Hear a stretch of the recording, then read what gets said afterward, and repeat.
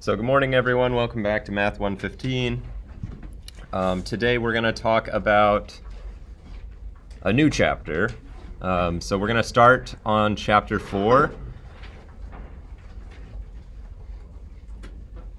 I got like 3 hours of sleep last night, so I'm not exactly firing on all cylinders today, but I'm going to do my best. And what did I want to say? Oh, I graded the exams, and you should have them back. I really enjoyed all of your responses to the bonus question.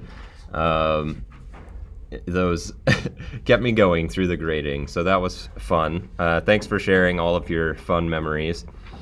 And the average for the exam was a 72, so a bit lower than the first exam. The first exam, the average was like an 80, which is really high. So 72 is about like what I expect to be the average on most of these exams. So that was pretty good, right where we wanted it to be. Your next assessment is going to be quiz 5, which is this Thursday. So if you want to study well for the quiz on this Thursday, what I'd recommend you to do is come to office hours tomorrow, right? Tomorrow we're going to have office hours from 2:30 to 4. We'll be in a classroom. I'll record it. I'll post it to the YouTube channel. Best way to study for the quiz. The second best way to study for the quiz is to go through all of the homework problems, right? So what I'd recommend everyone to do is keep a list, okay, on a sticky note or something, of the homework problems that you don't feel like you fully understand. Because if you don't fully understand the homework problem and it shows up on the exam or on the quiz, you're going to be in trouble, right? So keep a list and try those problems, or if you can't figure out how to do them on your own, then come to office hours or send me an email or go to the Math Tutoring Center or get some kind of outside help so that you can feel confident going into the exam, that you're prepared for anything that might show up. So for the quiz, that is going to cover sections 3.2 to 3.4. So 3.3 and 3.4 homework are going to be due Wednesday, which is the night before the quiz. Homework 4.1 will be coming soon. All right, are there any administrative questions before we start in on content for today?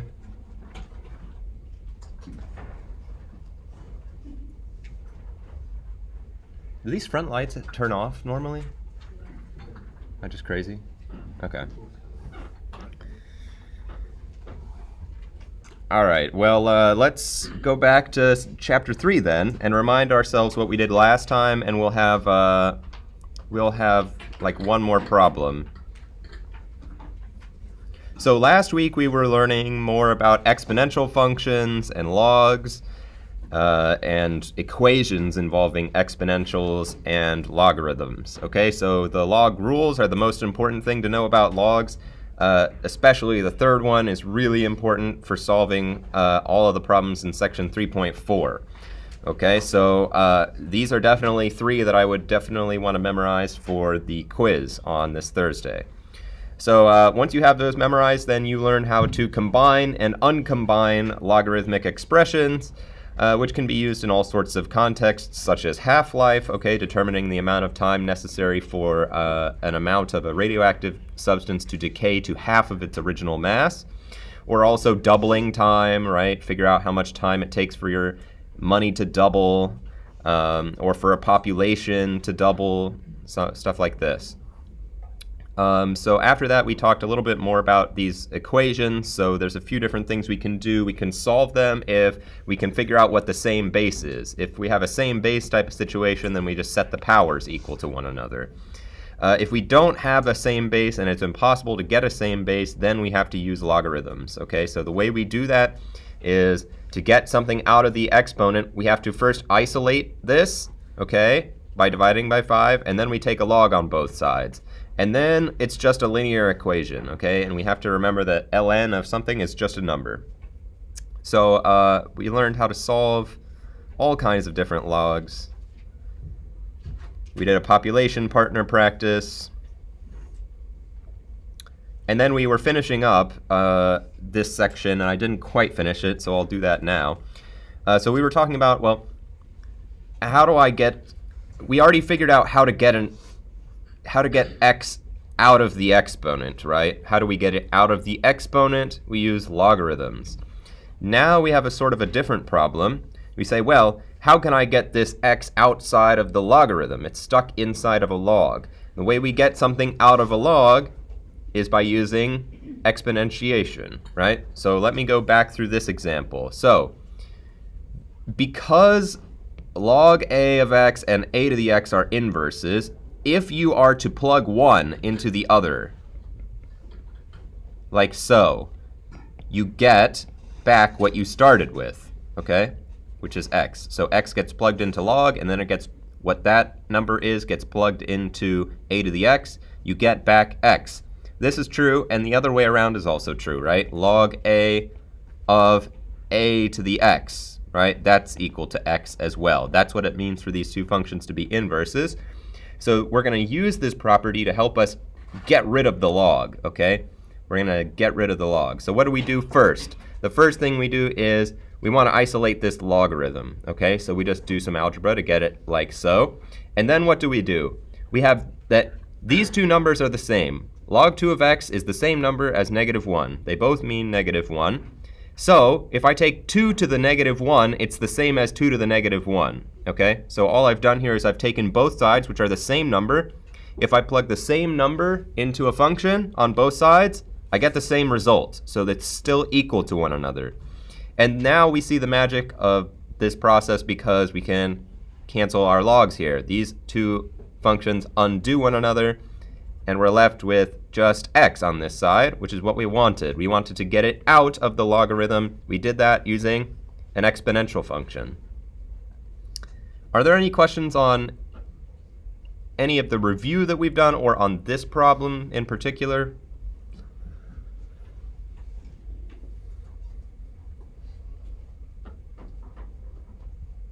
Okay, so it's just like when we do addition, right? If I have like x plus 3 equals 7, how do I get x by itself? I undo the addition by subtracting, right? Or if I have 3x equals 7, right? How do I undo this multiplication? I undo it with division, right, on both sides to get x by itself. When I have x inside of a log, I undo it by doing the reverse of a logarithm, or the inverse of a logarithm, which is to exponentiate. Okay, so we have a forwards process and a backwards process here. All right, so okay, so let's see another logarithm problem here. Okay, so what about, so this was how we solve an equation with just one logarithm in it, right? Just one logarithm.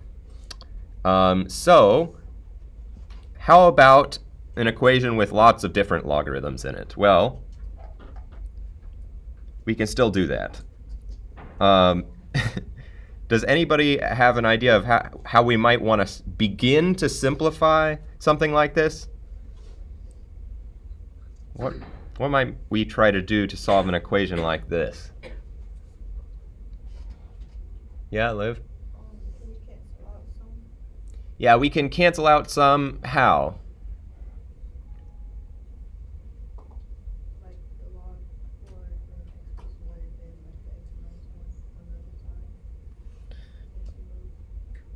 So these two expressions, you're saying we just get rid of them, or?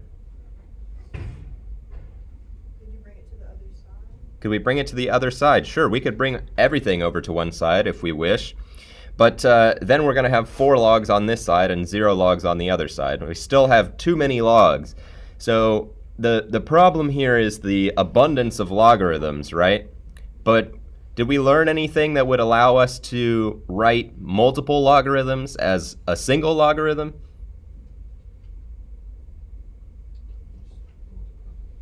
Yeah, we use the rule. Let me copy it down. Wherever it is. We're going to use one of our logarithm rules, right? Actually, we're going to use a couple of our logarithm rules. Let's copy them and paste so that we see how they're going to be applied. Okay, so I have these two rules.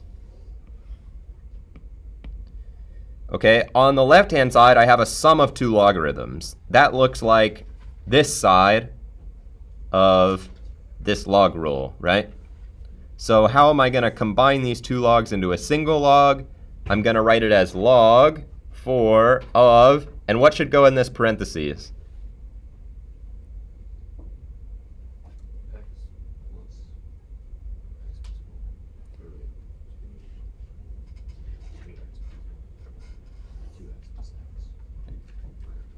I think x squared plus x, right? Because what we want to do inside the parentheses, right, is if we have a sum of two logs, we want to take the arguments, which in this case are x and x plus 1, and we want to do what? We should multiply them, right? So what should go inside here should be x times x plus 1, which if you FOIL it out or distribute it, like you said, we would get x squared plus x. Okay, so that's how this is going to come into play. Let me move this down. So on the left-hand side, we can rewrite log 4 of x times x plus 1. On the right-hand side, again, I have a sum of logs. I can write it as the log of the products. So this one would be just 6 times x minus 1. Okay, and now what do I have? I have two things being plugged into the function, and it says that the result is the same. Well, since the logarithm is a one-to-one function, i.e. it passes the horizontal line test, then this actually tells us that the arguments have to be equal to one another, right? If I plug one number into the log and I plug another number into the log and I get the same thing as the result, then the inputs must be the same. The inputs must be the same. So that means I can set x times x plus 1 equal to 6 times x minus 1. You just cut out the log. Sorry? You could just get rid of the log. Yeah, we can get rid of the log, exactly. So it's the same reason that, like, you know, when I have 5 squared equals 5 to the x, right? We can see that x must be 2, right? Because if I take 5 to a number, and that's equal to 5 to another number, the powers must match, right? Why is that true? That's true because the exponential function is 1-to-1, i.e., for every possible height, there is exactly one x value which produces that height, right? Which means that if I have the heights are the same, then the inputs must be the same. And the input on the left side is 2, the input on the right side is x, which means that x must be equal to 2. So the same logic applies for a logarithm. Why? Here's the graph of a logarithmic function. It's also 1-to-1. It passes the horizontal line test, meaning that for each height, there is exactly one input, x. There's exactly one input which will produce that height on this function. So if we say, well, the height for when I plug this number in is the same as the height when I plug this number in, then those two numbers must be the same number because they produce the same y value on the graph, which means that we can identify them with one another. So yes, in other words, we can just get rid of the logs here. If you don't believe that, then you could also do the following. You could just take 4 to the power log 4 on both sides, right? Both of these two things are the same. So if I plug them into the function 4 to the x, then what's going to happen? This one's going to cancel and we'll get x times x plus 1. This one's going to cancel and we're going to get 6 times x minus 1. So that's another way you can think about it. Does that answer your question? Are there any other questions on how we got to here so far? So like quiz or test, like you wouldn't have to like put a base of 4 so make sure like the log is cancelled. You can if you want, but I would accept this as valid reasoning if you just wrote it like this. You know, if you want to go the extra mile, you can say something like, if you wanted to go the extra mile, you could say because log 4 of x is 1-to-1. if you want. Or you can fill in the intermediate step in which you could say, so this is optional, you could say 4 to the log 4 of x times x plus 1 equals 4 to the log 4 of 6 times x minus 1. If you want to do that, that is totally fine if it helps you to recognize that we're going to be able to eventually get this equality, right? So am I done? Or is there something left still to do? I'm supposed to find the numbers x which make this equation true.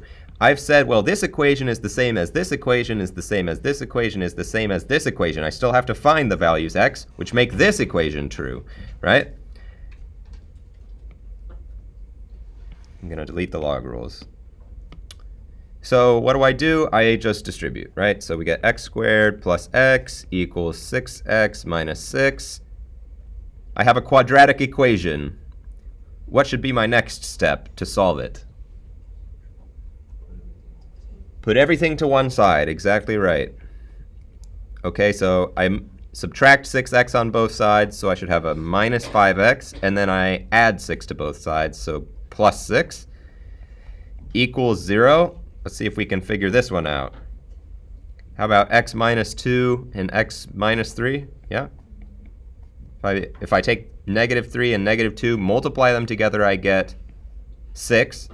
Add them together, I get negative 5. So this is the correct factorization, and therefore x is equal to 2, and x is equal to 3. Incoming nuclear blast. All right. Are there any questions on this one? So would that just be your answer, or you gotta go back and plug it in to everything? Well, what we're trying, when we say solving the log equation, what we mean is if I were to take 2 and plug it in here and here and here and here and evaluate all of those things, I would get something on the left-hand side which is equal to something on the right-hand side. So when I say solving log equations, I'm trying to find the values x such that if I plug them in, the equation is true. So I just rewrite the equation until it's easy to see what I should plug in to make it true. And that will give me these two x values. If x is one of these two numbers, then this thing will be true, which means that this thing will be true, which means this thing will be true, which means this thing will be true, which means that this thing will be true, and all of the preceding things, right? Does that make sense? I don't know, I'm just asking, like, that's how the final answer would be. Yeah, this would be their final answer here, is you should have a collection of x values. That's what we mean when we say solve log equations. It means, like, find x such that this equation is true.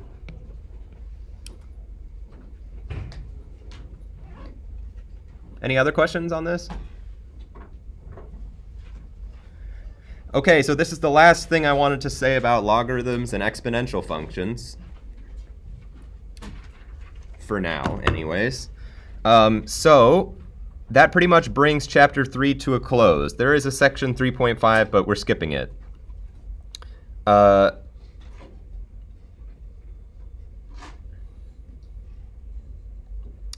Was there something else I wanted to say? I guess not, other than this is basically all of this exponential stuff.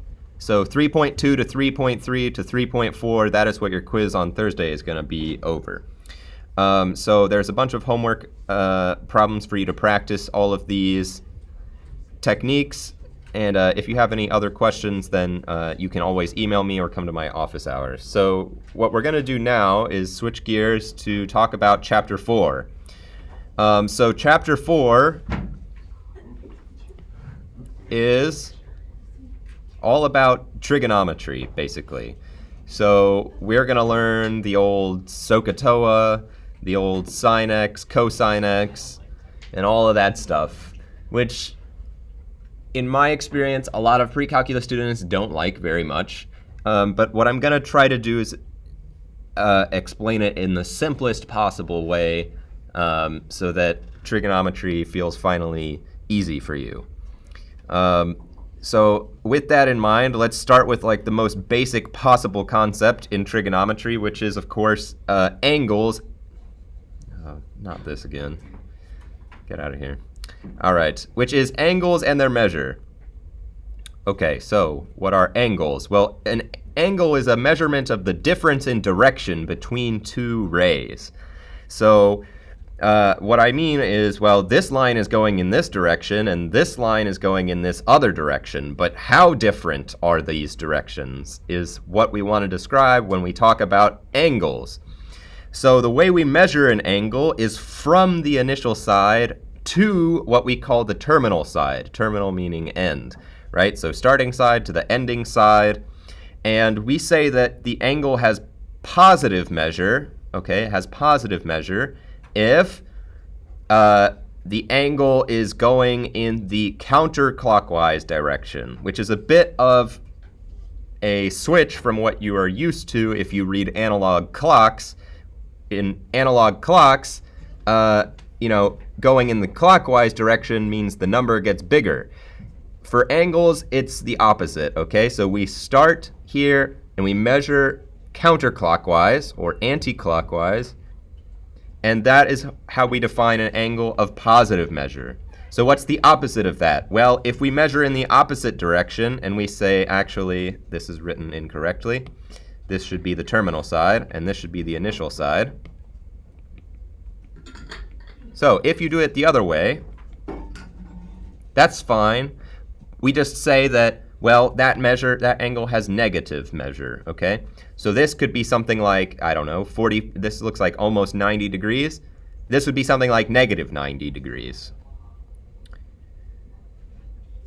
Okay, so that's the basics of how we measure angles, and we haven't talked about degrees or radians or how we're going to quantify this yet, but we're getting there. So before we talk about that, let's talk about coterminal angles and standard position. So we say that two angles are coterminal if they start and end on the same side, okay? So here's two coterminal angles. The first one is where I say, well, we just measure this many degrees in the anti-clockwise direction. But you could define the same angle, okay, by this coterminal angle, which starts on the same side and ends on the same side, but this one goes in the opposite direction. So that alpha would be a negative angle and beta would be a positive angle. But we would say that alpha and beta are coterminal. Alpha and beta are coterminal. Okay, so I'll demonstrate what I mean by that. So two coterminal angles would be something like this. I can do a 180, right? And now I'm facing the board, right? Or I could go really crazy and I could do a 540, right? And then I'd be facing the board again, right? So those two angles are coterminal because I'm facing the same direction at the start and I'm facing the same direction at the end, right? Okay, now I'm dizzy. Okay, that's the basic idea with coterminal angles. So some angles are essentially equivalent in terms of I start and end in the same position. So we call those angles coterminal. So next up is some more lingo. It's standard position. So what does standard position mean? It means that we put the initial side of the angle on the x-axis. So now we're combining concepts. Here we have angles, okay, and here we have a coordinate plane. And we're saying I'm going to put the angle inside of the coordinate plane. And I'm going to say always that if it's in standard position, then the angle beta starts with the initial side on the positive x-axis here. Okay, the initial side is on the positive x-axis, and then we just measure however far the angle is from that spot. Okay, so we always start on the positive x-axis when we're measuring angles in standard position, or when we're drawing angles in standard position. Okay, so here's an example of a positive angle, right? This is a positive angle in standard position. It looks like about 45 degrees, okay? So I keep saying degrees. Let's actually define what they are. Okay, 1 degree is 1/360th of a full revolution. 1/360th of a full revolution. Does anybody know why we picked this weird number 360? Why would we say 1/360th? Circle has 360 degrees, but we decided that it has 360 degrees. Why did we decide that?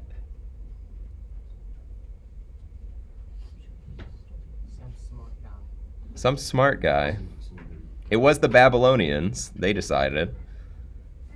But why 360? What does 360 have to do with going in a circle?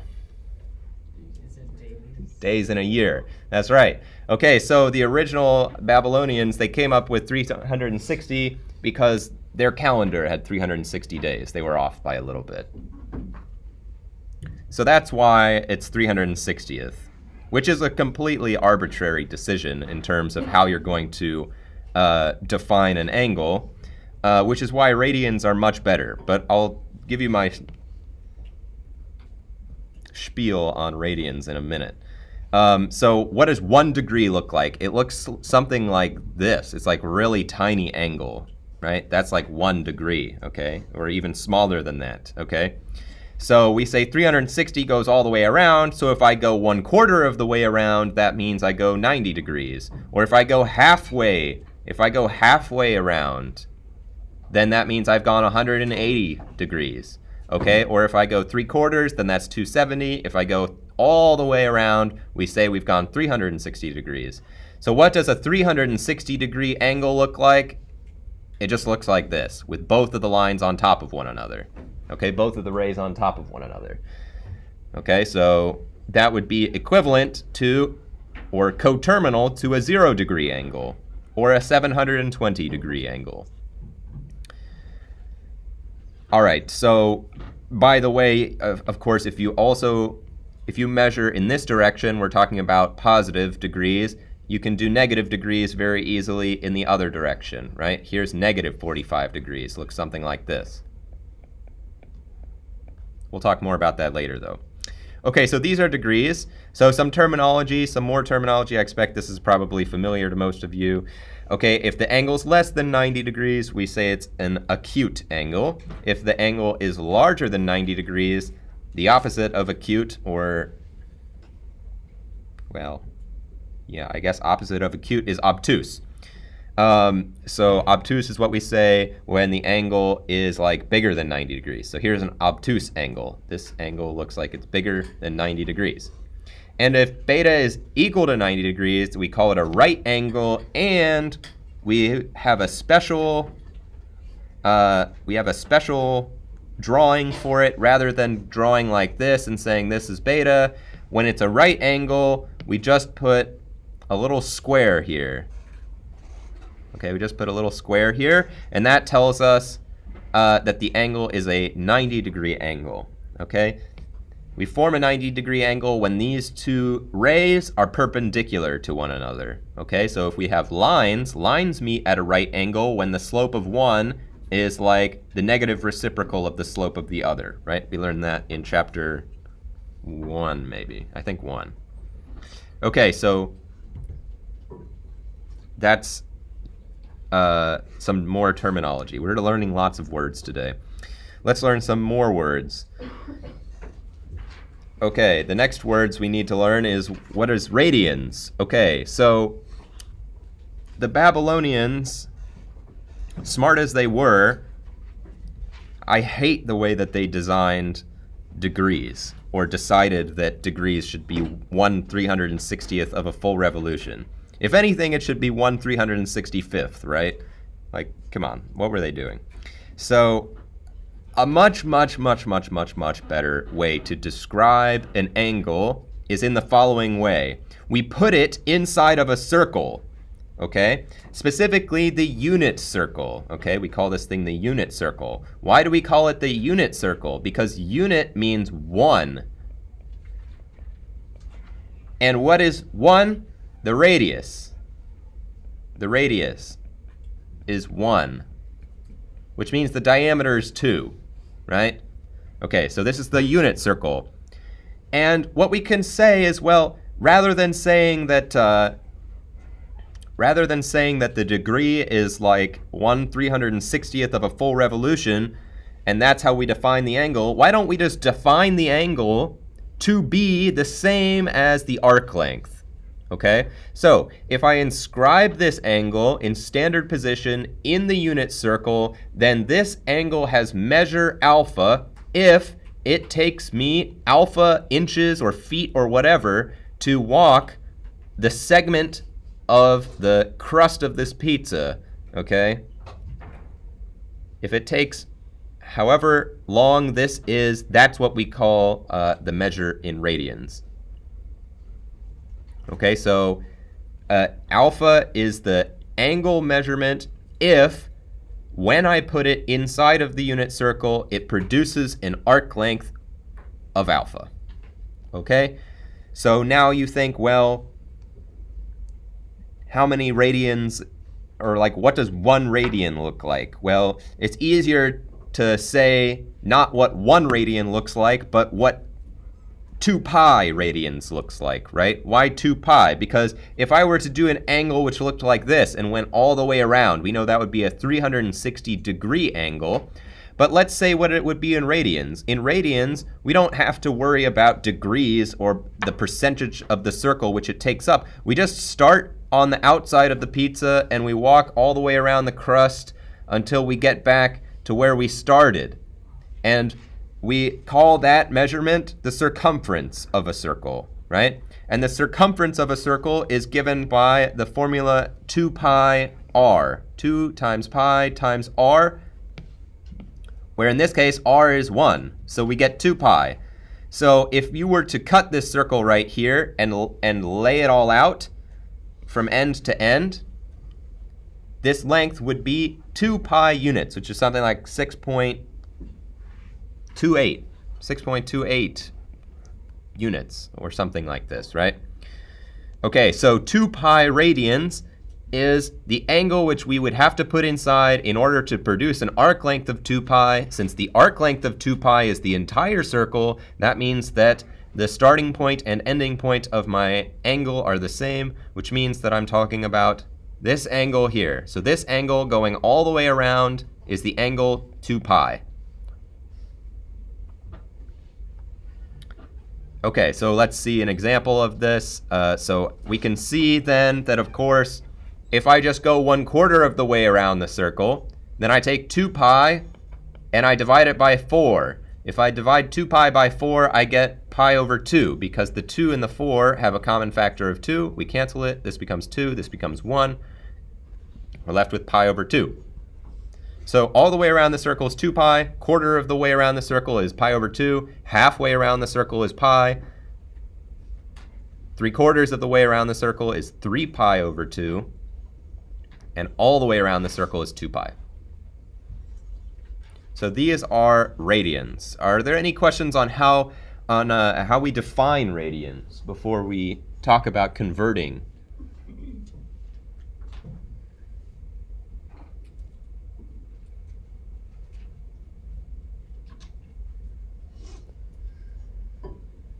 Okay, doesn't seem like there are any questions. So let's talk about how do we convert. Well, it all starts with this equation. Okay, we know that 2 pi radians is all the way around the circle, and we know that 360 degrees is all the way around the circle. So if we want to figure out what like 45 degrees is in radians, what would we do? We would just divide this side by a number in order to achieve 45 on this side. And since we have an equal sign, we have to do the same thing on the right-hand side, right? Okay, so what does that mean? Well, it means basically you can have the following conversion, right? If I divide both sides of this equation by 360, I get 1 degree. So 1 degree is just 2 pi divided by 360, or pi over 180 radians, okay? So if I have 45 degrees, I just take 45 and multiply by the measurement of 1 degree in radians, okay? And if I have this equation and I divide both sides by 2, then on divide both sides by 2 pi, excuse me. Then on this side I get 1 radian, right? Because I divided 2 pi by 2 pi. So I get 1 radian. On the other side, I would get 360 over 2 pi, or 180 degrees over pi. Okay, so this is how we convert between the two. So let's see how that actually works. So if we want to convert pi over 4 from radians to degrees, what do I need to do? Well, I know that 1 radian is 180 degrees over pi. So if I have pi over 4 radians, then I just need to take this number and multiply by pi over 4. That's how many I have. So we just do pi over 4, multiply with 180 over pi, cancel the pi's, and we're left with 180 over 4, right? Which is 90 over 2, which is 45 degrees. Okay, so pi over 4 is 45 degrees. We convert by multiplying with 180 over pi. How do we do the other way around? If we want to convert from degrees to radians, well, we just need to know what is 1 degree. It's pi over 180. If I have 175 of them, I just take this number and multiply by 175. Okay, so what I do is I take 175 and I multiply that times pi over 180, and I get 175 pi over 180, which if you simplify, this is 20 plus 16 times 5. So this would be 36, and this would be 35, I think. Something like that. Right? Divide both sides by, or both of them by 5.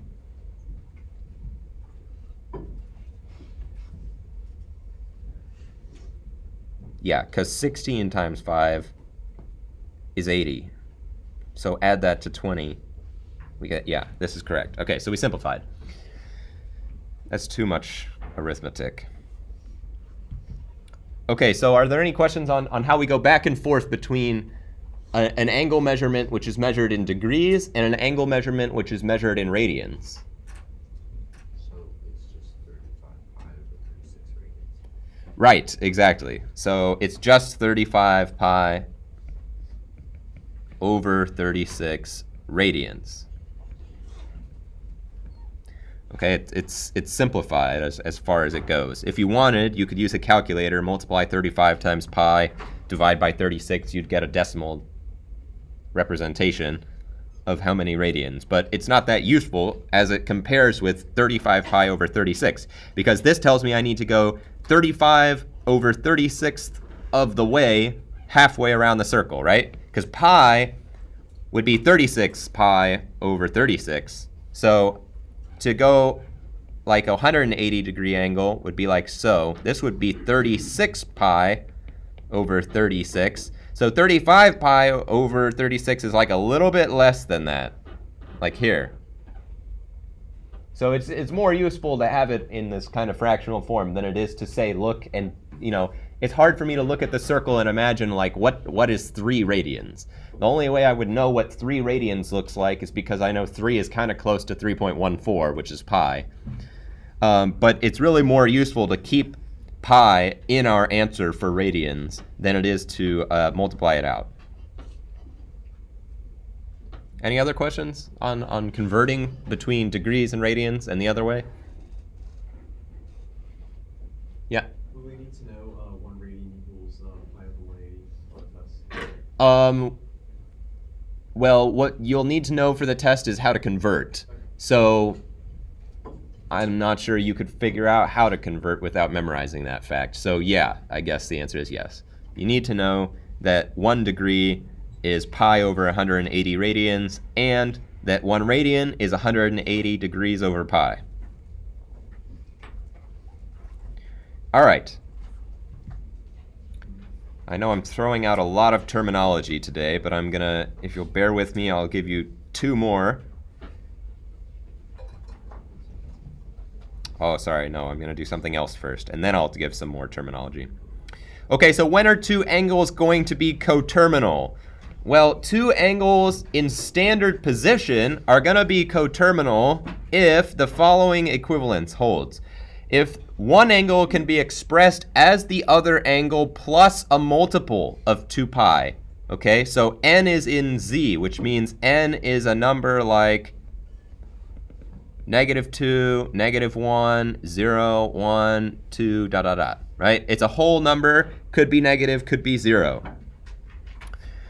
So what does that mean? I mean, loosely speaking, this is just like what I said before. Remember how I said, well, if I start here and I turn towards the blackboard, that's 180 degrees. But that's the same as if I do a whole extra 360 degrees, then I'm still facing towards the blackboard, right? Or the projector screen. So that's what this equivalence says, is if you add an extra full spin, or 10 extra full spins, or -17 extra full spins in the other direction, right? Then I'm still gonna be facing the same ending spot.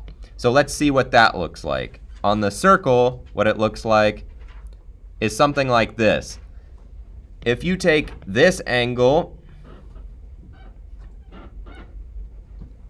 then it's the same as an angle which starts in the same spot, but goes around like 4 times, or 2 times, and then ends in the same spot.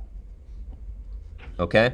So these two angles are coterminal because they both start in standard position with their initial side being the x-axis. This one just goes up a little bit, but this one goes around like twice and then goes up the same amount, such that their tails face the same direction. They are coterminal with one another. Okay, so if you're measuring in radians, that means you add a multiple of 2 pi. If you're measuring in degrees, it means you add a multiple of 360. Okay, so why is this useful? This is useful because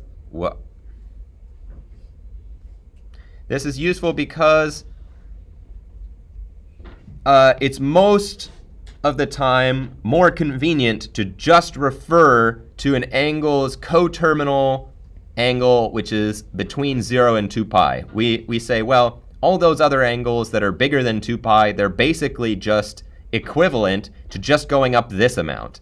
Okay, so for the most part, we're only going to refer to angles which have a measurement between 0 and 2 pi, because all of the angles which have a measurement bigger or smaller than that are coterminal with an angle whose measurement is between these two.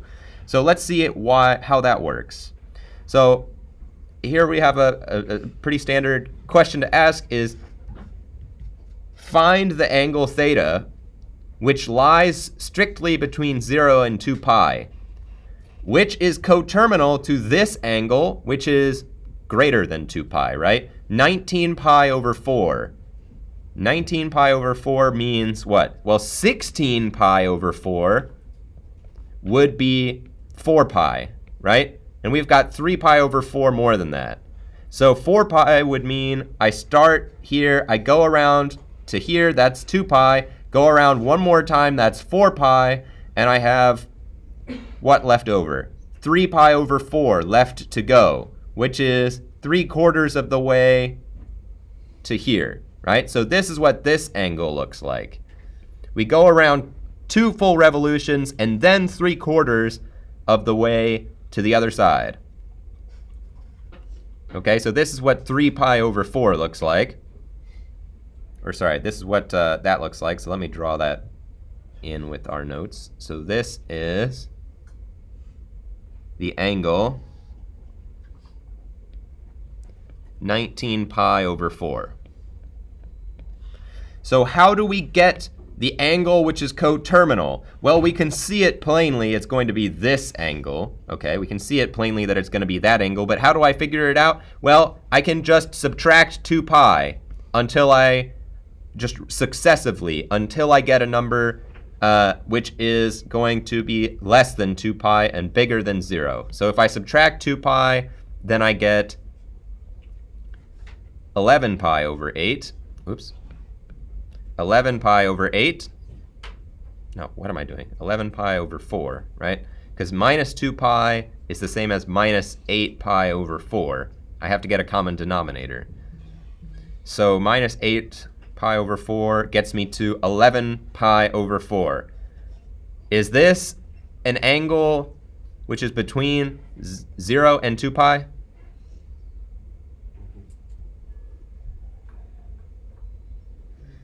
It's not quite. Here's why. If I take 11 and divide by 4, do I get a number bigger than 2 or smaller than 2? I'm going to get a number bigger than 2, right? So this is something like almost 3, right? Almost 3 pi. So it's not smaller than 2 pi yet. We need to go a little bit further. So I'm going to subtract by 2 pi once again. Then what do I get? 3 pi over 4. Okay, so this is the angle 19 pi over 4. If we subtract 2 pi from it, it's the same as removing 1 revolution.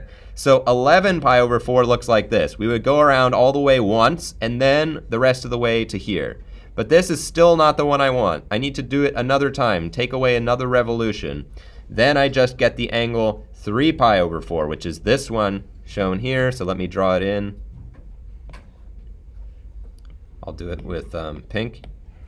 Here is the angle 3 pi over 4.